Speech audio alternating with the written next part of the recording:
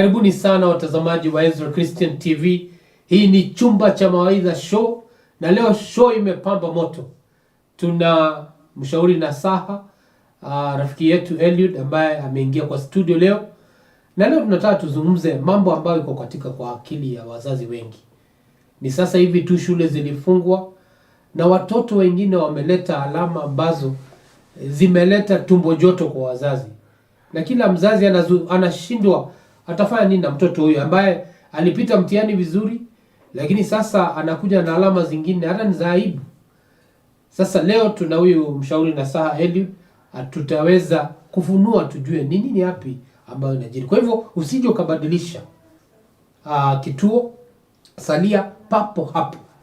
Huyu ni Bazuu the wise man, na napenda kuwakaribisheni sana katika hii show yetu. Tuandamane nanyi. Ule ambaye ni mgeni, naomba uweze kufinya like na subscription, na pia ufinye ile bell ni uweze kupata show moto kama hizi ambazo tunawaletea. Kwa hivyo karibuni sana, starehe na uweze kubarikiwa tukiendelea katika show. Nataka kukaribisha mshauri nasaha Eliud aweze kuwasalimia, alafu ndio tuweze kuanza kujua ni nini hasa inachangia kwa kuona matokeo ambao si mazuri katika shule kwa watoto wetu. Karibu. Yes, asante sana Bazuu kwa that warm welcome. Hata mtu ambaye alikuwa anajaribu kusinzia ameamuka. Yes, ameweza kuamuka. And leo it's very important that tunaongea kuhusu mambo ambayo yana affect watoto wetu because the students are at home. And viewer, I know tumeinteract sana, but my name is Eliud Goge. I'm a counseling psychologist, and I'm also the founder of an organization inaitwa Newness Counseling Organization. Yeah. So today we are here so that we can talk about good performance, because good performance is the dream, is the desire and the dream of every parent. Because mzazi anataka aone akitoa school fees there's something coming back. Yeah. Anapata matunda na anavuna. Yes, next term anataka akitoa akuwe ana smile, but ata smile because the previous term something good came in. But mtoto wakati there's nothing really good coming back home, lakini school fees inaenda tu shule, but kutoka shule kurudi nyumbani there's nothing good, so it even demotivates some of the parents. And actually kuna wengine hata anasema mimi sitalipia ng'ombe nini. Hata labda sasa kuna wazazi ambao hawazungumzi. Yes, sababu ya zile alama mtoto alipata. Yeah, because amepata a very low grade. And even some of them hata akienda in public places, wale wa mama wengine wakisema we kijana wangu ameleta hii, yeye hawezi ongea, yeye anajipea tu shughuli hapo TikTok ana scroll. Unaweza fikiria ati maybe kuna ka message ana set alarm. Some of them hata unaweza pata ame set alarm 2 minutes. Alarm kanalia anasema nimepigiwa simu, acha niende, anajitoa, anarudi after the conversation. Asante sana mwalimu. Kwa hivyo mtazamaji, karibu tena. Na wingo matumaini kwamba leo mtapata mafundisho na utaweza kujua mbivu na mbichi hasa nini ambayo inachangia. Na kabla tujaanza, ningependa kuwapongeza wale ambao wameleta alama nzuri kwa familia zao. Kongole na hongera sana. Lakini kwa wale pia changamoto ilikuwa, basi tutaweza kuzungumzia mawili matatu na tuweze kwenda. Kwa hivyo narejea kwa mwalimu nimuulize nini hasa uchangia mwanarika wetu aweze kuleta alama ambazo hazifurahishi wazazi wake. Yeah. So when it comes especially to poor performance, there are several factors that we can say that they usually play part in that. Because one student is not doing well in school because of a specific reason. The other student is not doing well in school because of a specific reason. The reason why student A is not doing good in school is not necessarily the same reason for the student B. So we can categorize reasons, or the major reasons why students fail to perform well in school into 4. We have some cognitive factors. Those are psychological things that are happening in this student's mind, in the thoughts. So there's something that is happening in the mind of this student, and then it is interfering with the school performance. That is cognitive. So we can also classify the second class, which is emotional emotional factors. Hisia sasa. Yes, the emotions, the hisia now. So we can also talk about environmental factors. Ni mazingara. Yes, the environment that the student is surrounded by, home, church, and all that, school. We can also talk about social factors, because we are social beings, and our social interactions, in a bigger way, usually determine who we become or who we don't become, what we achieve or what we don't achieve. Because we always say, if you associate, that is why they usually say that just show me 5 of your friends, and I will actually tell you who you are. If you're walking around with 5 drunkards, after a few months you'll be the 6th one. Utakuwa mlevi pia. Yes, if you're walking around with the 5 millionaires, after a short time you become the 6th one. So social interactions are very important. So maybe if you can allow me, we can look at them. Labda uzipeleke kwa kurejelea kwa yule ambaye ameingia kwa haraka. Yes. Na ningependa bado usalie pale. Mwalimu amesema kuna mambo mane ambayo yanachangia, na zaidi pia kuna mambo mengine, lakini sababu mchango wa alama mbaya ama alama ambazo zazifurahishi kwa shule ni mada ambayo ni pana sana. Lakini sasa tunataka tuilete karibu, na tutazungumzia mambo mane. Lakini baadaye labda tutatengeneza show nyingine na tutazungumzia mambo mengine ambayo yanachangia. Lakini leo tutazungumzia mambo mane, na hasa hayo ni mambo ambayo yanaegemea upande wa kisaikolojia ama ushauri nasaha. Ya kwanza amesema ni cognitive, hiyo ni ile magonjwa labda ya ubongo. Ya pili ni hisia ambayo ni emotional. Ya tatu ni environment, hayo ni mazingara, mahali huyo mtoto yupo. Na ya nne ni social, hiyo ni mambo ya kijamii. Iko namna gani? Na mambo ya kijamii yanaanza mambo mengi. Kuna kwa mfano labda ako kwa familia ambao kila siku ni vita, ama watu wanafokeana kila wakati. Ya pili ni unaweza kuwa uko kwa familia ambao kidogo kifedha ni wadhaifu. Pia hiyo inachangia. Kwa hivyo leo ataweza kuzungumza kwa kina na tuweze kuelewa ni nini hasa. Karibu. All right. So if we can start with cognitive, because everything starts from the mind. So the reason why I'm saying the things I'm saying is because I'm perusing some pages in my mind that I've reserved this information. So how you can know what I think is by observing what I do, because my thoughts are not observable, but you can see my actions and tell me what I'm thinking. So when you see a student who is not performing well in school, and if you are looking at the psychological perspective part of it, this is a student who could be struggling with anxiety. That's a psychological condition. Yes, was. Have you heard some parents say, or even some students say, that I usually revise. I always do my assignments on time. I always do everything. I'm the most disciplined student. But when it comes to exams, I get low grades. Because maybe this is a student who has exam anxiety. Kila wakati exam ikikaribia, this student, woga inaingia. Even when we were in the university, there are students who sometimes would not do the exams. So exam anxiety, anafika kwa exam room, hakubuki kitu, that student even starts sweating and everything just disappears. So we want to look at the psychological part of it. And what is going through a student's mind can become the barrier or actually the reason why they perform better. It can be the reason why they fail or the reason why they perform better.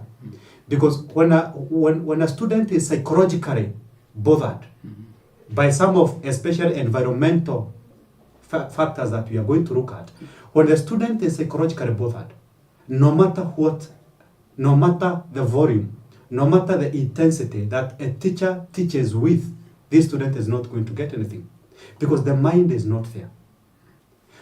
We are able to learn best when we engage more of our senses. So when you're able to engage your hearing sense, you have your hearing sense, you have your lighting sense, that is the sense of touch, you have your sight sense, And maybe some people have the audio, the being able to talk. You see? Yeah. So if we can use like those 4 senses in a class, then we are able to, the more senses you engage into something, the better it is for you to retain certain information. Okay. The less senses you engage, the less it will be possible for you to remember certain information. So if a student is fully present in a classroom, fully present, physically present, psychologically present, emotionally present, that student is going to get better grades. Because this student is in class. But unfortunately, you find that most students, while they are seated in class, their mind is swimming somewhere else. This is a student who is seated in class, but the mind is swimming. Somewhere else. Student who is seated in class, but the mind is remembering how violent the home environment is. This student is remembering the words, the harsh words that the father uses while at home to communicate within the home environment. We'll talk about the environment. Yeah. But as parents, we need to give these students a silent mind. A mind which can be able to think, interpret, and understand information without interference. Because if I'm talking like the way I'm talking right now, and then a thought crosses through my mind, and I just remember, oh, today is on specific day, I've not paid certain bills. My mind just disappears.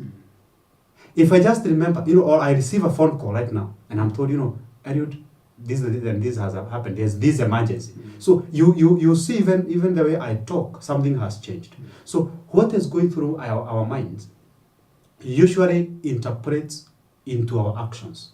So when a student is psychologically bothered, they have anxiety, that student has a very low probability of getting good grades. Number 2, we have students who have stress. And most students who are suffering from stress, the major source of this stress is from home environment. Because there is least stress in a school environment. Because the much stress that a student can have in the school environment is maybe the issues of bullying, which we are going to talk about in the section of environment. So if this student has stress, that's all that is going through their mind. And the magic about mind is that when you have a cup which is full of something, if you want to bring more liquid or whatever you want to pour into the cup, you must first of all empty the cup.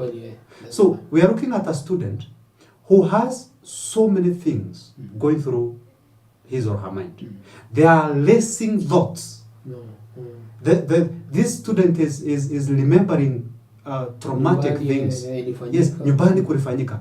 Mwalimu ndiye huyu anagoja nimalize homework.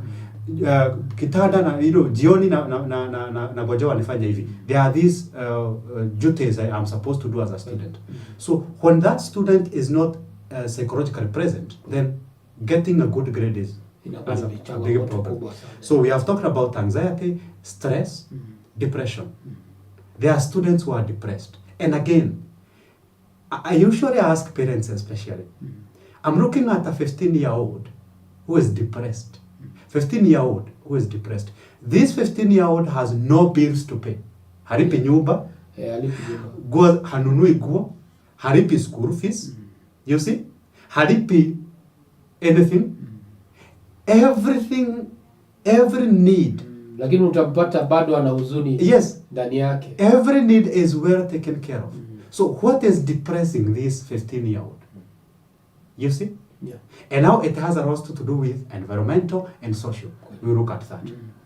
So the last thing that I can say on the cognitive factors or the cognitive factors is that there's a lot of stress happening within the school environment.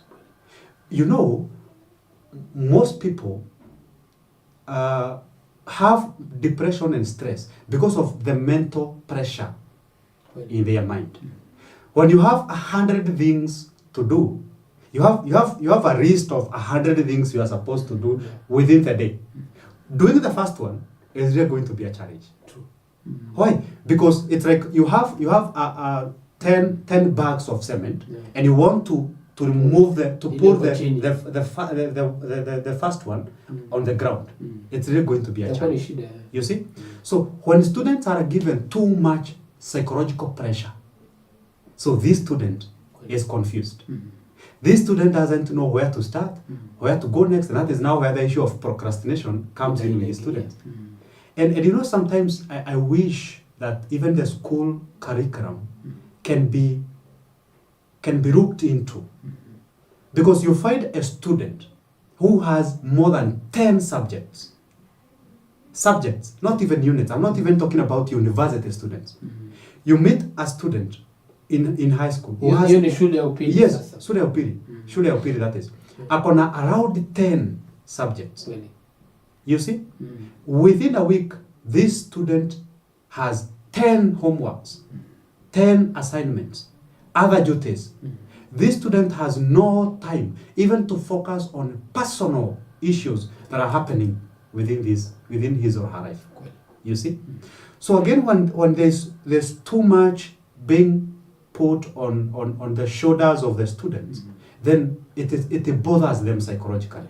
So if even the curriculum, the education curriculum, the academic curriculum can be changed to reduce some of this weight on the students. You see, waondolewe kidogo, so that they can be able to concentrate on specific things. You know, a smaller mountain. You see, they will at least be able to process these things. But when there is too much pressure, psychologically you cannot concentrate. Let's go to the emotional ones. Sawa. Lakini ningependa kwamba turejelee kwa cognitive, mambo magonjwa haya ya fikra. Sababu kuna mtazamaji pale anauliza. Yes. Sikuelewa vizuri sababu naweza kuwa niko na mtoto wangu. Mimi nangangana na yeye. Mambo haya mengine yote ni mazuri, lakini kumbe ana udhaifu katika ubongo wake. Yes. Labda zungumzia haya magonjwa hata kama ni mawili, alafu uelezee symptoms, yani ishara zile ambazo zinaweza onyesha ule mzazi aweze kuelewa kwamba huyu mtoto wangu anaweza kuwa ana ugonjwa huu na mimi nangangana na yeye, labda hata mwingine amemchapa. Na kumbe ako na changamoto. Kwa hivyo umuelezee na pia tuweze kujua kwamba anaweza kwenda kupata matibabu, alafu ndio tutaenda kwa emotional, yes. Na pia mazingara na pia haya mambo mengine ya jamii ambayo ni social. That's a very exciting perspective, because that reminds me that there's a parent out there who keeps putting pressure and forcing and beating this child, saying I pay school fees on time. When you're at home, everything is provided for. Even there are tutors, you know. We have audio books. We have revision materials. But you are still getting this. What is wrong with you? You see? And this parent fails to go beyond maybe the physical provision that this parent is providing to the student. Because there are students who have dyslexia. Sometimes X na S zikijaa sana kwa neno, I have to choose between kujiuma ulimi ama kutamka vyenye haifai. Wameelewa. Na labda producer wetu anaweza andika hiyo jina. Yes. Aweke kwa runinga ndio wenyewe waweze kusoma. Dyslexia. So there are students who cannot be able to retain information for a very long time. And that is why I said there's a student who have a memory issue. You see? They have a memory issue. So atasoma kitu lakini hata ikumbuka. You see? There are students that we call intellectually gifted, and we have students who are not intellectually gifted. You see? So these students who are intellectually gifted, there are some of them who you can call geniuses. There's somebody who can look at something, just attending a lesson is enough for these students to get a C and above.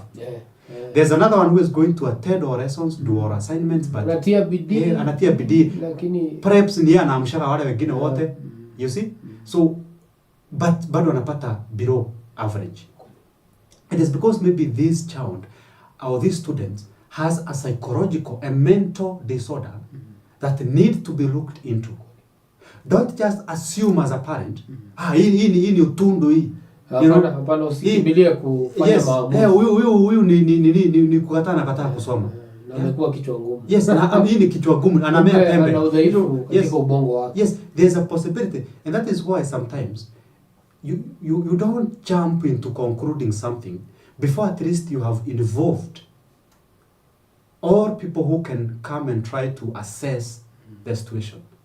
So if you know your student is hardworking, my son wakes up very early in the morning, sleeps late at night. He is always studying. In school, the teachers say he is always asking questions. He is always following the teachers for whatever he did not understand. He is always in group discussions. He is always doing assignment on time. He is always on his toes when it comes to studying. But he gets D's. Then the problem is not in studying. You see? Yeah. Because if he is perfect in studying, then the problem is where the information is going. Where the information is going, there could be a problem. So now, get this student to be assessed. Yeah. Look for a psychologist, look for people like us. Let this student be assessed. There are tools that we can use to tell whether this student has a memory issue, because there's somebody who you can tell, for example, personally, sometimes I find it challenging. If you tell me your name, most likely I'm not going to remember it for the first time. Unless I save it on my phone or I read it somewhere. So most likely we meet today and then you are like, oh, my name is, immediately immediately after that, if we continue the conversation, it's over. Wow. It's over between me and your name. But if we meet the second and the third time, then I'll be able to remember your name.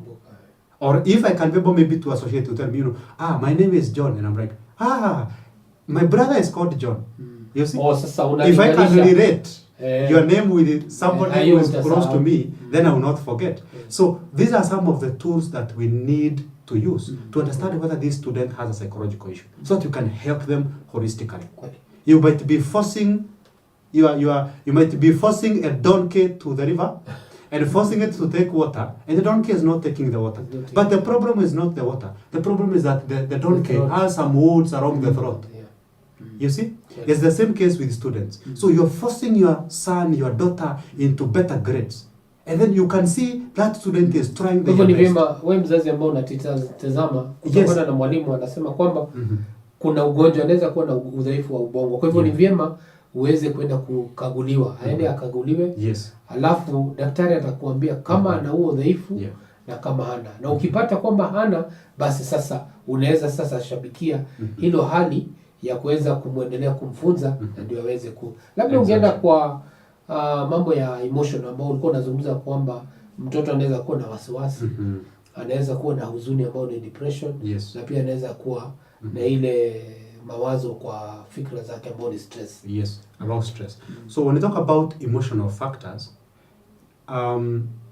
our thoughts are expressed through emotions before they become actions.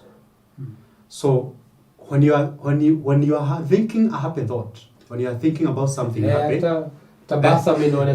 yes, before you start dancing, you start by smiling. You see?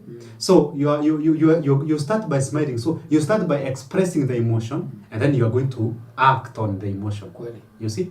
So the emotional aspect of a student also matters a lot. Because if a student is emotionally disturbed, then concentration is a problem. Because even in class, because this is a student who has a mixed emotions. You know, what you hear some of them say, niko na moods yenye sielewi, niko tu na moods, mood swing, So when a student is also emotional, and the emotional part of it also comes in with anxiety, because anxiety is also part of an emotion. You see, you express an anxious emotion. That anxiety is expressed because it also affects your emotions. It starts as a thought, and then it manifests as an emotion, and then you react on it. So emotional instability also affects students, And when a student has no stress, we have briefly explained about stress. Yeah. A student has no depression. A student has no anxiety. A student does not feel threatened within the immediate environment, especially. You see?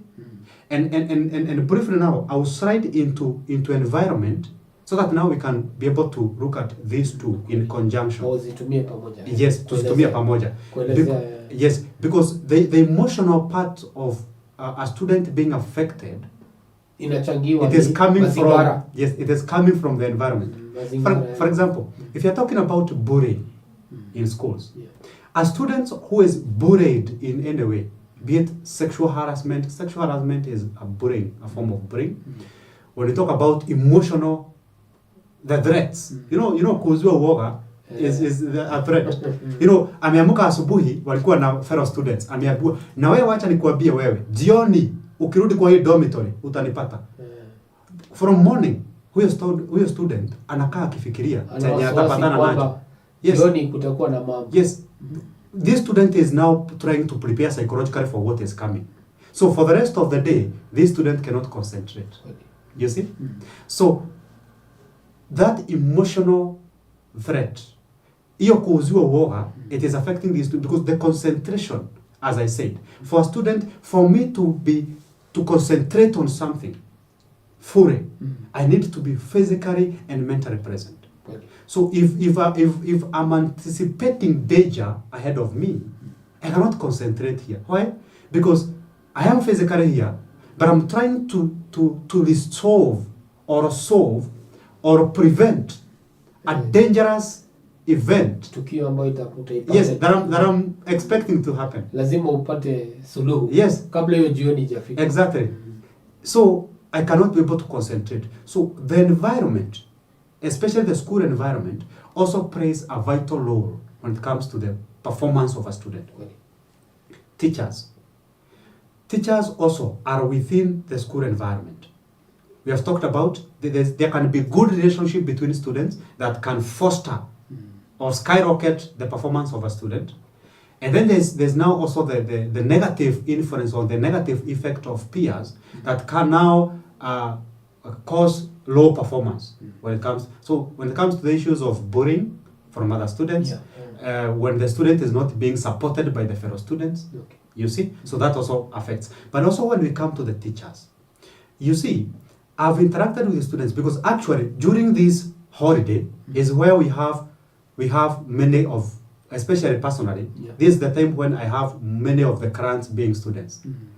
Because most of the times they are brought to me because, you know, my son, my daughter is going through this, nataka akirudi that term, maybe some of them wako form 4, ndio aweze kufocus na masomo anapitia hii na hii. So we are able to help them. Because we also do career guidance.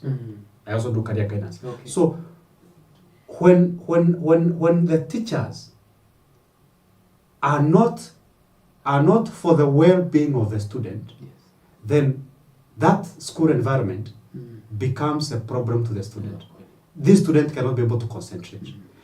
I've seen teachers who care less, so much less, about the student's well-being than they care less about that, and they care more about the academic performance. I'm going to tell you something, a personal experience that I had, somebody that I helped at one point. This student had a sister, walikuwa wanasoma the same school. So the sister fell sick. After the sister falling sick, the sister now, who was well, there are two sisters in the same school. One of the sisters fell sick. Yes. Amepata ugonjwa. Yes. Na huyo mwingine yuko sawa. So yule mwenye ako sawa is the younger sister. So the younger sister akaenda kwa the principal. Sorry, I think the teacher guidance and counseling. Yes. First of all, akamwambia now, my sister is not well, blah blah blah. Then akaambiwa now go to the dormitory to your the master, and anaitwa the matrons and patrons. Yes. Enda kwa yeye umwambie. So huyo kwenda kwake akamwambia enda kwa deputy. So akaenda kwa deputy. Akamuelezea for a period of about 1 week. This younger sister was trying still to talk to this. Anawaambia no, my sister is sick, anapelekwa hapo, anaenda anapewa painkiller, anarudi. Anawaambia hapana, you need to take my sister to the hospital. She is sick and I know it. I know her, she is sick. Lakini hawakuwa wanachukulia jambo. Yes, walikuwa wanasema uzito ule ambao unahitajika. Yes, they were just saying that hapana, huyu si mgonjwa, ni anataka tu atoke shuleni aende tu akakae huko nje. Anataka tu kuhepa masomo.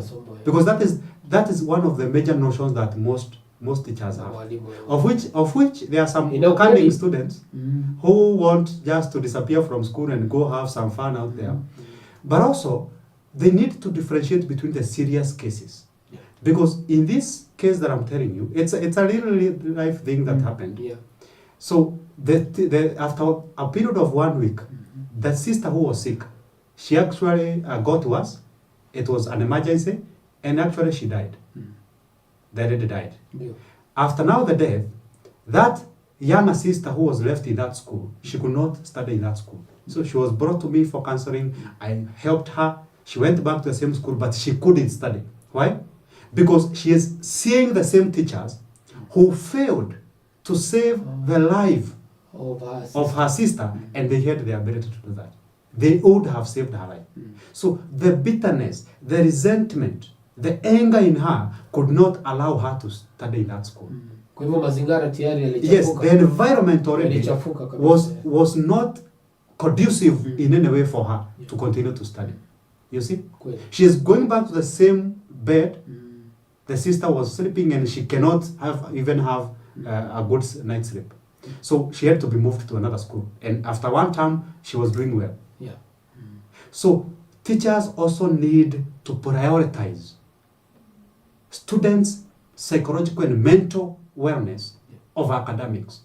Because if a drug addict in the name of a student gets an A, that's the most useless thing as a teacher you have done.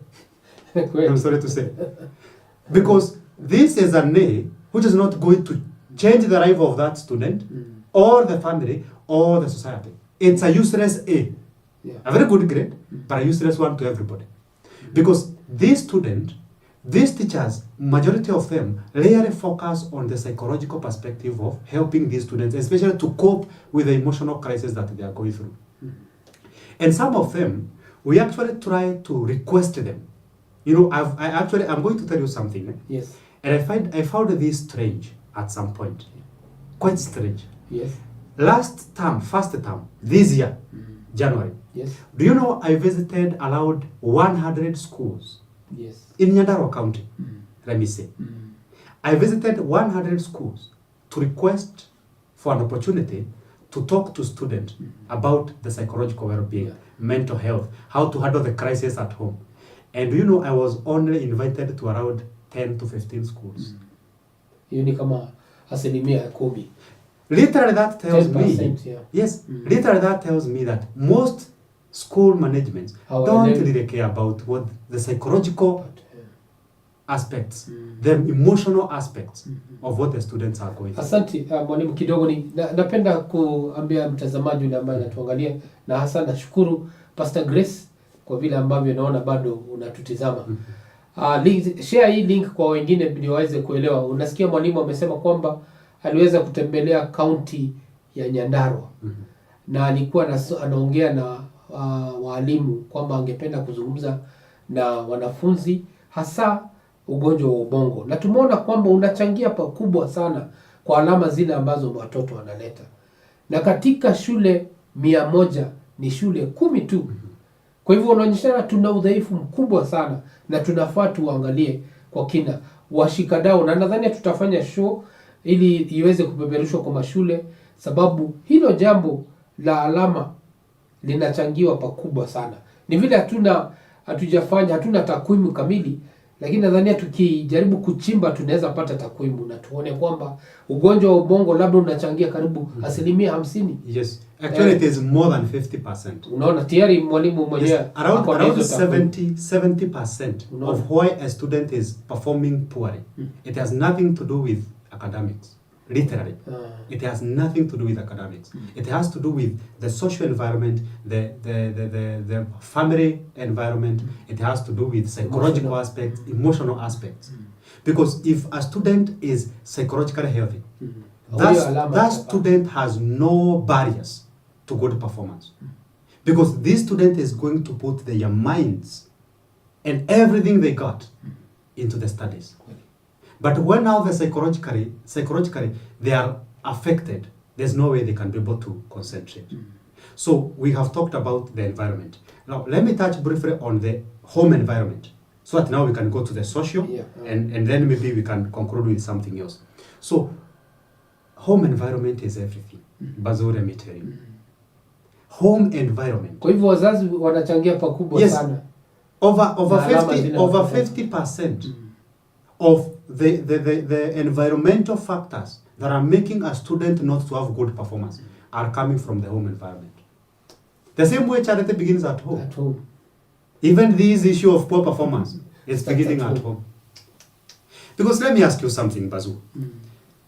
I'm a student. I'm going back to school. I'm in Form 3, Form 4. I'm in university college. I was at home for 2 months. All this time I was at home, my parents were fighting. There's no peace. Everybody wakes up in the morning, mzee ako pale, karibu kila mtu ako na jiko yake nyumbani. Mzee ako pale anapika mayai. Mama ako pale anapika pancake. Maid, house help ako pale, yeye anasema anataka huyu anapika mayai ya kuku, wengine ya kwero, wengine, So it is like hutu na tusi at home for 2-3 months that I was at home. That is the kind of an environment that I've been subjected to. Parents are fighting. Parents are talking in a very abusive language in my presence. So, and then I'm expected to go back to school and switch as if I am a computer or I am a bulb that I can switch on and off. And I just shift from darkness to light immediately. No, it's not happening. Because whatever that has been going through in the home environment, I am carrying all that as a student to the classroom. And let me tell you the problem. When the students go back and they are coming from a chaotic family environment, parents are fighting, everything is chaotic out there. Then they have carried all this to school. Because they are not a band, but they have to switch on and off. Ametoka nyumbani, so akitoka kwa gate ya nyumbani atiaache zile vitu zote. No, it's not going to. Yes, kila kitu amebeba nyumbani, amebeba hiyo nyumbani yote amepeleka shuleni. You see? So most likely, the first 1 month, this student is struggling to try and silence the noise, the violence, the abuse that this student witnessed at home. The first 1 month, they are trying to struggle with these words of abuse, visual experiences they had of mamake amepigwa, babake amepigwa, mzee amekuja nyumbani akiwa mlevi, ametusi kila mtu, ugali ilikuwa jikoni, ameharibu, amelala njaa hiyo siku. All these pictures are up here. So the student now, because hasaidiwi na mtu, the student is not trying to process these things and calm down, by the end of the day, come up with a solution to resolve. No, they are trying to silence these things. I want to silence this noise so that I can concentrate in class. When the student is coming back, the mind is coming back to school, 1 month is gone. Mwezi umepita. Ni midterm. Anarudi nyumbani. Now, see the crisis. Amekaa nyumbani for 2 months. Akabebanisha zile makelele zote na kila kitu alipata nyumbani akapeleka shuleni. The first 1 month ana struggle silence, kuziondoa, ndio concentrate shuleni. Immediately ameenda kusucceed midterm. Anarudi nyumbani. Tena anaongezwa. Ile kidole inaenda inafunguliwa na inaongezwa acid. Inachomwa vizuri. Anarudi shuleni. The next 1 month ana struggle kusilence hizi masauti. This violence at home. After that anafanya exam. Anarudi to the same hell. You see? So this student, and then anarudi nyumbani, huyu mzazi anapiga huyu mtoto kwa sababu hapati grade nzuri. Huyu mzazi ndio tunafaa tuite pahali as a community. Kila mtu akuje na chuma. Unasikia hizi chuma kubwa za doshi. Hii chuma kubwa kabisa. Kila mtu akuje nayo tugoge huyu mzazi vizuri. Because the problem is not the student. The problem is the parent. So home environment plays a very big part. I also want to caution parents who are giving students phones, smartphones, and even iPhones and you know, and these phones have access to internet. And then when you are fighting, you see, as parents you are fighting, and your son, your daughter has a phone which has access to internet. What do you think when you fight this student goes to do in the bedroom with a phone that has access to internet and there's Wi-Fi at home? What do you think these students, they are watching pornography? Yeah. They are watching very dirty TikTok and YouTube and everywhere. They are watching things that are destroying their minds. And then, let me tell you something. You know, it is surprising to me when you meet a parent, and then when you are giving some sessions, some counseling sessions, mtoto anasema, ako 12 years old, anasema, by the way, I've been watching pornography for. Kwanza, unaona kama mzazi ameshikwa na hata attack. Karibu upige nini? Ambulance. Because the parent is shocked. Because this parent hata hagefikiria mtoto ashaikutana na jina pornography. Wacha hata kujua pornography ni nini. Anafikiria huyu mtoto hajawahi kutana na hiyo jina. Na hata kama ashaikutana nayo hata hajui ni nini. But this parent is shocked that mtoto ako kwa nyumba na ana watch pornography. So why are you shocked? What do you expect your child to watch? Na umpatia simu iko na access to internet. You have not even gone to the settings of that phone. Now you can limit. You can limit the age appropriate to whatever settings. You have not done that. So the home environment is the greatest contributor of poor performance in students. So if as a parent you want your child to have good performance, make sure the relationship between you and your husband is also of a good performance. Lakini hakuna nyinyi wewe bibi na bwana performance yenu ya relationship nyumbani ni hii na mnataka student apate hii, inatoka wapi? It's not going to happen. So we need to be very careful when it comes to home environment. So just to touch on a brief scale, we also have parents who are exposing some of these students to experiences that are beyond their age. You know how shameful, embarrassing it looks and it sounds when you meet a parent seated somewhere on a couch with a flat screen 60 inches, ameweka movie Netflix, and that Netflix movie imeandikwa 18+, na amerelax hapa chini kama maraika na popcorns with a child who is under 18 and they don't care. That's a very big challenge. And then this parent anashanga huyu mtoto wangu aliharibikia wapi? Aliharibikia wapi na ulikuwa unamuonyesha content that is which is above her. Yes, above her age. Even there are some parents, especially those parents who live in the city. Anaishi one bedroom, bed sitter and single room. There are parents who have no shame and they are doing their adult stuff in the presence of this child. This child may not be seeing what you are doing as parents at night because you are in the next bedroom, but this child cannot sleep because of the sounds coming from that bedroom. And these sounds are familiar with the sounds who anasikia kwa pornography yenye huwa anawatch. When you as parents, you're exposing this child to either visual or auditory experience of your sex life as parents. Yes.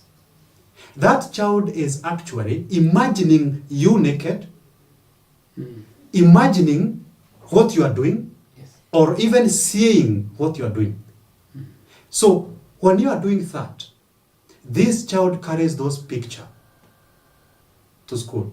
Unfortunately, huyu mtoto akiwa anafanya biology, aende kufunzwa reproduction. Hakuna kitu anaweza sikia hiyo reproduction. Because the moment reproduction is mentioned, the moment sex is mentioned, what comes in the student's mind? The parents. I saw my parent do it. I heard my parent do it. You see? So parents need to be careful. So that for you to see your son, your daughter come home with good performance, make sure that the environment that you're providing at home is a high performance environment. Not a low performance environment. As we conclude, let us look at social. social interactions also have a lot to do with a student's performance. Who is this son or daughter of yours relating with? Anatembea na nani huko? Marafiki wao. Yes, marafiki, especially when they are at home. You see, when they are at home, wakati yako nyumbani, kuna wazazi wengine wanasema, sitaki kufugia mtoto wangu sana, you don't, because we have parents who just don't care about where the student is, who they are associating with. Huyu mtoto ameenda shuleni amefunzwa. Akikuja nyumbani, wale watu wanakuja kuinteract na wao. Ndio wanakuja kukua. Sasa wewe wacha. Sasa unasoma masomo ya nini? Unafikiria unaona mimi nauza mayai hapa. Si unaona ni mayai nauza hapa? Na mimi niko na degree. Niko na degree ya procurement in bachelor's in animal science, veterinary and engineering in mechanical history. So hiyo course yenye huyo mtu anafanya inaweza jaa kwa full scope mzima. And then namwambia, sasa masomo hata ni ya nini? Unashinda ukijisumbua na masomo ya nini? Sisi tumesoma huku tuko na certificate kwa nyumba na unaona tunauza mayai huku. So wachana na shule kuja uuze mayai. Wachana na shule kuja uuze drugs. Wachana na shule kuja ukue pasta. Wachana na shule, kuja ufanye kuja. So the people who this student is associating with are also playing a very big role. Social interactions. You are doing a very good work as a parent to help this student, to nurture them academically. But you are making a very big mistake because unajenga nyumba vizuri, alafu kuna maji pale, kuna damu pale. Unajenga nyumba mzuri sana. Alafu you are not making sure that ile dam exit yake is strong enough not to come and destroy what you have built. So umejenga nyumba vizuri but you don't care about the water that is. So wakati shape academically mtoto wako, be sure also to be concerned about who they are interacting with. Na sisemi wafugiwe kama nini, kama ile kambo ya nini inaitwa ajili ya nyumbani. Kuna kale kambo kadogo. Kachiwawa. So again, usifanye mtoto wako chiwawa, anashida kwa nyumba hata vitamin D hawezi pata. So no. Asante mwalimu. Also give them some freedom. Watch I interact. But again, be careful about interacting na nani. Asante. Yes. Sio imepamba moto hapo watazamaji wetu. Mwalimu amesema kwamba tusifanye mtoto awe kama chiwawa, lakini anatutia tu tahadhari kwamba ni vyema tuweze kuangalia watu wale ambao wanashirikiana na watoto wetu wakati wako katika likizo. Wewe ambao umeingia kuchelewa, hii ni Chumba cha Mawaidha show na huu ni Bazuu Wise Men ambaye mnampenda. Na leo tunazungumzia hasa alama mbaya ambazo watoto wetu wanaleta. Na mwalimu Nasaha ametuambia kwamba changamoto kubwa inaanzia pale kwa nyumba. Na anasema 70% ya alama mbaya ambazo zinapatikana kwa watoto wetu zinaanza katika nyumba zetu. Hebu wewe mzazi ambaye uko na mtoto ambaye ana alama mbaya, anza kuangalia nyumbani. Mazingira yale ambao umeweka huyo mtoto yanafanana namna gani? Watu wale ambao anashirikiana na wao ni watu wenye gani? Unawajua? Labda unajua tu mtoto anaitwa Regan, lakini hujui Regan baba yake ni. Labda ni kama huyo anawaambia kijana wako sasa zile anatoka huko nje, wewe unangangana nini kwenda shule?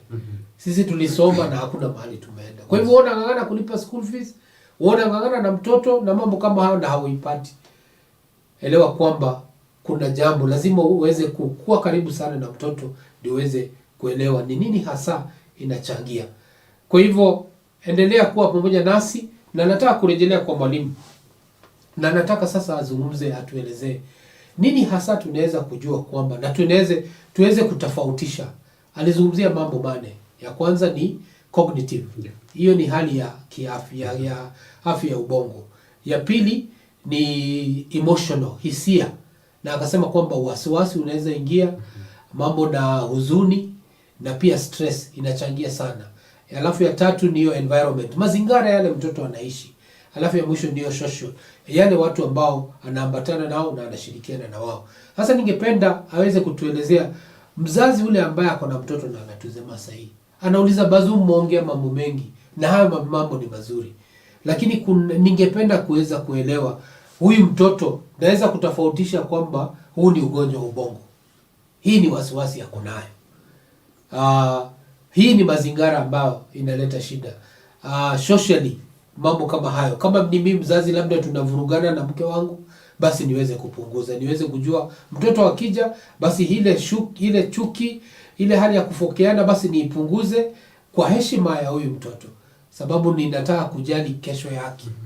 Niweze kuelewa mimi kama mzazi nisiwe ndio ambaye nachangia kuharibu kesho ya huyo mtoto. Karibu. Naam. It's very important that there are so many people who know what is wrong with them. So many, but they don't know how to resolve the problem. There is somebody who think they have a problem, but they don't know how to actually assess what problem and what is wrong actually.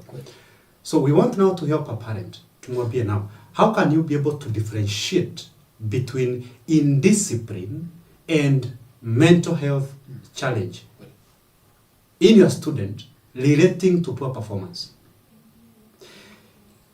First of all, you need to orient yourself.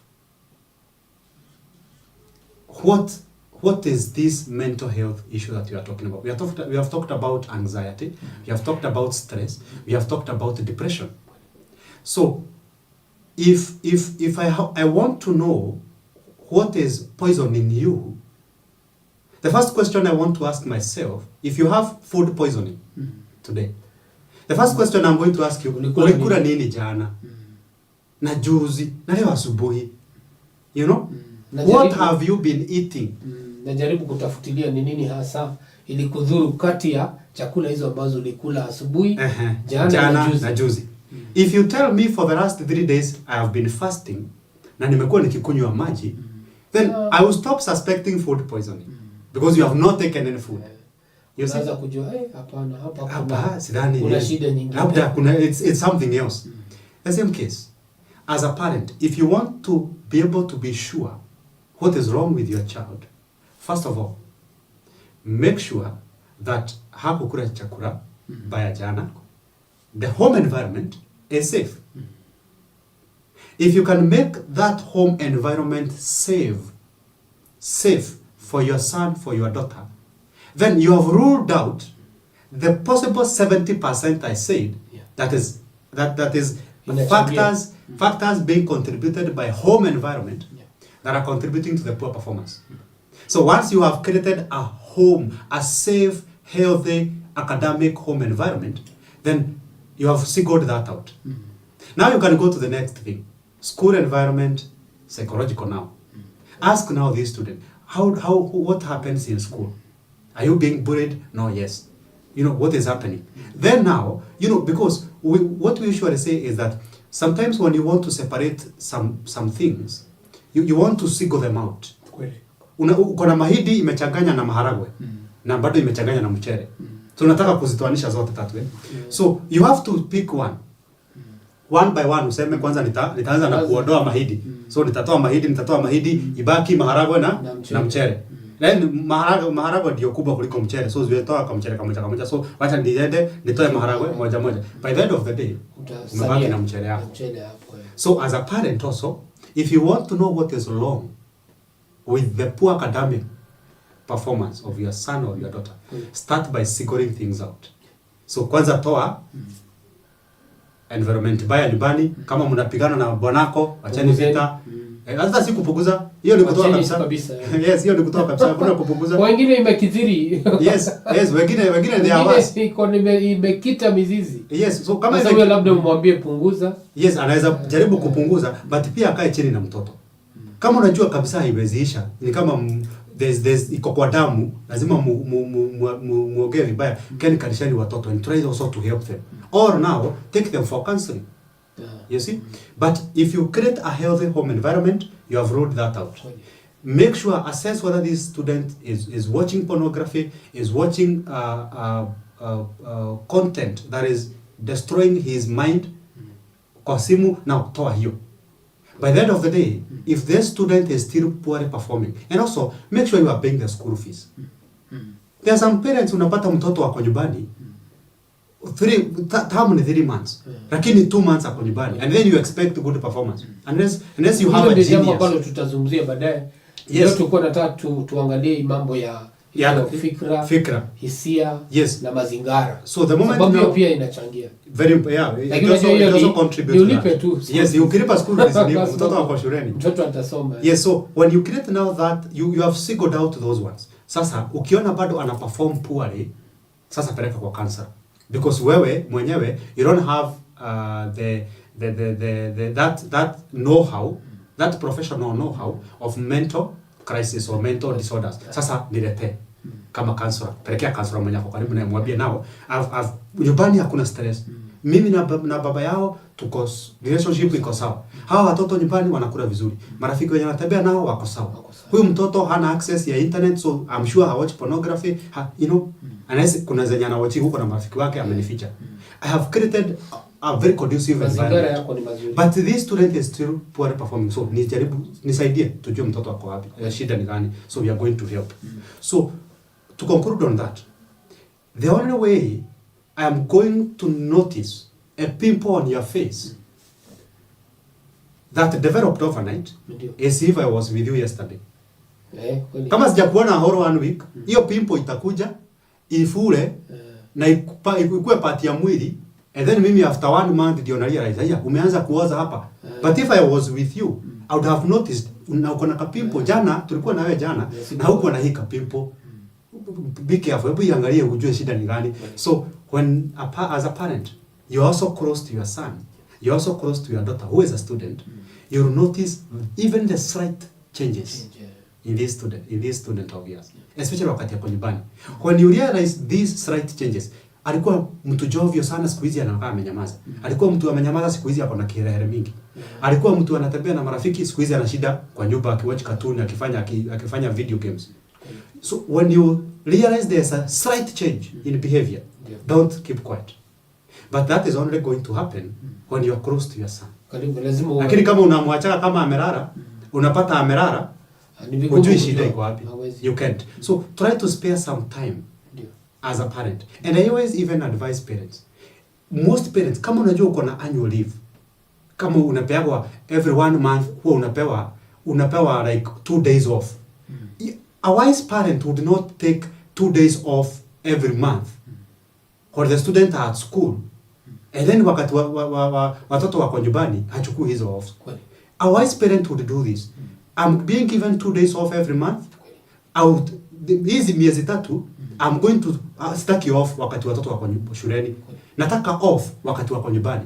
So that hizi 2 days every month, after 3 months wakifunga shule, nitakuwa na a whole 1 week to spend with my sons, with my daughter.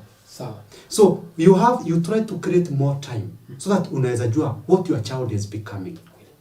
Because if you don't notice a tomato which is rotting amidst other tomatoes, if you don't take time kila siku unazigeuza, so that the moment it starts rotting, you notice it is rotting before it rots. It affects the rest. Yaribu hizo nyanya zingine zote. Yes, so you have to be there. Kila wakati unazikagua. Have a very good relationship. A positive, good, healthy relationship with your teenager.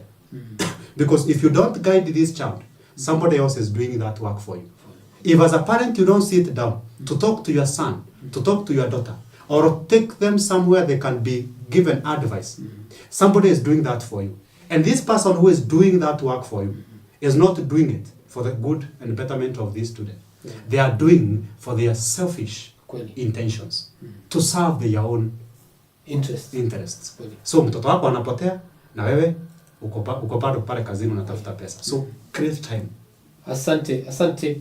Naona watu wametuzungumzia hapa sana. Naona mama Angel akiwa pande za Dubai. Asante sana mama Angel kwa kuweza kutupatia hongera kwa mada hii ambayo tumezungumzia leo, hasa ya alama mbaya ambazo zinapatikana kwa hasa wakati huu shule zimefungwa. Watoto wengi wamerejea manyumbani na wameingiza huzuni mkubwa sana kwa wazazi wao. Na nashukuru kwamba tumepata nafasi na tukaweza kuzungumza kwa kina na kwa mapana, tukitumia mwalimu Eliud ambaye ni mshauri nasaha, na ameweza kutuelezea kwamba 70% ya mchango wa alama mbaya unaanzia kutoka kwa familia.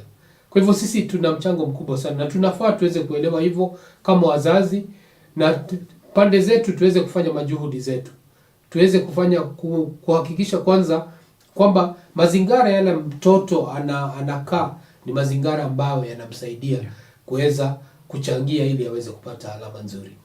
Pia ameweza kuzungumzia mambo mane, wale ambao wameingia kuchelewa. Napenda tu kuwaelezea kwamba hii show unaweza ipata katika Facebook na pia YouTube katika Ezra Christian TV. Ukitafuta pale utaweza kupata. Hii inaitwa Holiday Edition. Tuna show zingine kama 2-3 ambazo tutazungumzia hasa mambo yale ambayo yanahusu watoto wetu na wazazi, na ndio tuweze kuona. Muda sasa unanipa kisogo, sababu producer wangu ananiambia kwamba muda hauko pamoja nami, na kuna mambo mengi ambayo tuko napenda kuzungumzia. Mwalimu amezungumzia kuhusu mambo kama wazazi kuzembea katika kazi yao. Na hilo ni jambo tunafaa pia tuangalie. Pia mambo na chakula pia inachangia katika kuleta alama mbaya. Pia mafunzo pale shuleni inaleta changamoto. Pia ni mambo ambayo tutazungumzia. Tuweze kuelewa kila mshika dau nafasi ile ambayo atashika ili aweze kuboresha alama nzuri. Na ndio tuone wanafunzi wetu wanapofanya mitihani mwisho wa mwaka, hasa mwaka huu, tuone kwamba wameibuka na alama nzuri, sababu kuna mchango ule ambao tuliweza kufanyia. Kwa hivyo asanteni sana wale ambao wamekuwa wakitutazama. Hii ni chumba cha mawaidha. Bazuu the wise man amekuwa pamoja nanyi na mwalimu Eliud, na nataka nirejee kwake aweze kupatiana namba ya simu, sababu najua kuna mzazi ambaye anasema, Bazuu, mimi huyu mtoto wangu unaona kama yale mambo ambayo mmeyazungumzia leo ndio hasa anaonyesha. Hizo ishara ni dhahiri kwangu. Kwa hivyo mimi ndakuwa mkarimu, nipatie Eliud aweze kupatiana namba yake ya simu, na pia aseme jambo la mwisho kwa ule mzazi ambaye anatutizama akitumia kamera namba 1, ili wewe uweze kupata hiyo namba yake ya simu, na kama utawasiliana naye basi itakuwa ni msaada mkubwa sana. Karibu. Asante. Bazuu, tukimalizia, kuna kitu ambacho ningependa kutazama wazazi point blank, straight to the eyes, na niwaambie. Now parents, let me tell you something. Your sons and your daughters are at home. And one thing you need to understand is that if you give these kids access to internet and phones without limiting them, you are creating chaos. Why? Because these days, those kids who you think maybe they know too little are outsmarting you. They know more than you do. You've left your son and your daughter na kazini yake. Unamwambia, nimewaacha tu huko wakicheza cheza. And they are teenagers. Nimewaacha huko wakipika sijui pancake, wakipika popcorn, wakiwatch movie. But let me tell you something. These days, incest is on a very high level. These days, cousins, teenagers, they are satisfying each other sexually more than they are doing it out there. Umewaacha nyumbani, wako na access ya internet, they can watch anything they want, and there are two of them. Whether male, female, female, female, male, male, doesn't matter. And then they have started watching some of these explicit, sexual, highly sexual content videos. What do you think is going to happen? Definitely, they'll start acting whatever they are seeing. They are watching pornography and they'll be like, oh, I think these two guys are doing it to each other. Why not us? So be very careful. When you are leaving your kids huko nyumbani unasema, oh, nimewaacha na kazini yake, nimewaacha. Be very careful. Because these days, kids are so smart. They know if they go out there, wachelewe wakienda kwa duka, utakuja ku-question. But wanajua, kama nimeenda na kazini yangu, hata tuchelewe, mamu hata niuliza. Kama nimeachwa nyumbani na kazini yangu, mamu hata niuliza, si ni kazini yangu. Sasa, that's where they are taking the advantage. And they are doing it. And you not know. At some point utasikia, oh, I'm pregnant, unashanga, na kufugia kwa nyumba na kazini yako. Huyo kazini yake, ndiye huyo alifanya hiyo maneno. So be very careful, parents, especially during this holiday. So I'm going to give you my contact so that just in case you feel you need help with your student. You have a son, you have a daughter who has some academic issues, poor performance, behavioral issues, psychological issues, whatever it is, I'm going to help you. Because I usually offer mental health sessions or counseling sessions online and in person. My office is in Kenyatta Road. That's where you can come physically. But if you are far from that, we can have online sessions. So this is my number that you can call to book a session or sessions. 0713 550 493. 0713 550 493. Even if you are a member of an organization, a church, churches especially, during this holiday, take advantage. Invite us. Invite psychologists and counselors. Because you stand at a very, very vital position to help these teenagers who gather in those churches every Sunday.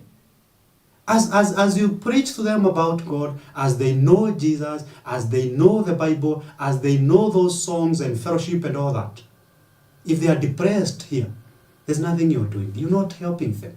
So let's incorporate counseling and other activities so that they can be helped. So invite us to churches, events, and any other forms of gatherings that we can be able to talk to these young people so that we can change their lives. So I always tell you, you'd rather spend that 1,000, 2,000, 3,000 today for a counseling session instead of waiting to go to a rehab 5 years from today and pay 500,000. Asante. It's going to save you. Asante Mwalimu Nasaha. Amemaliza kwa kishindo. Asante sana kwa kuweza kuja kwa studio na kuweza kuongea na kuweza kufafanua kinaga ubaga. Yes. Nini hasa inachangia kwa pakubwa sana alama ambazo si nzuri na za kufurahisha wazazi. Na ambalo limenitia changamoto mimi pia kama mzazi ni kwamba sisi wazazi tunachangia 70%. Kwa hivyo inaonyeshana kwamba watoto wetu wanaweza kupata alama za juu. Kila mtoto anaweza pata hiyo A ama B, lakini wewe kama mzazi kuna nafasi, kuna changamoto ambayo ni kubwa sana. Kwa hivyo ni lazima uweze kuangalia hivyo, na unapobadilisha hiyo hali, basi kuna hakikisho kwamba huyo mtoto ataanza kupata alama ambazo zitakufurahisha wewe, zitakuondolea aibu na utafurahia kazi ile ambayo, na hata katika mazungumzo na wapendo wengine, basi unakuwa kifua mbele, sababu unasema mtoto wangu aliniletea B na nashukuru Mungu sana. Najua kwanza mhula huo mwingine basi ataniletea alama A. Hii imekuwa ni Chumba cha Mawaidha show, leo imewaka moto na nashukuru sana kwamba umemakinika.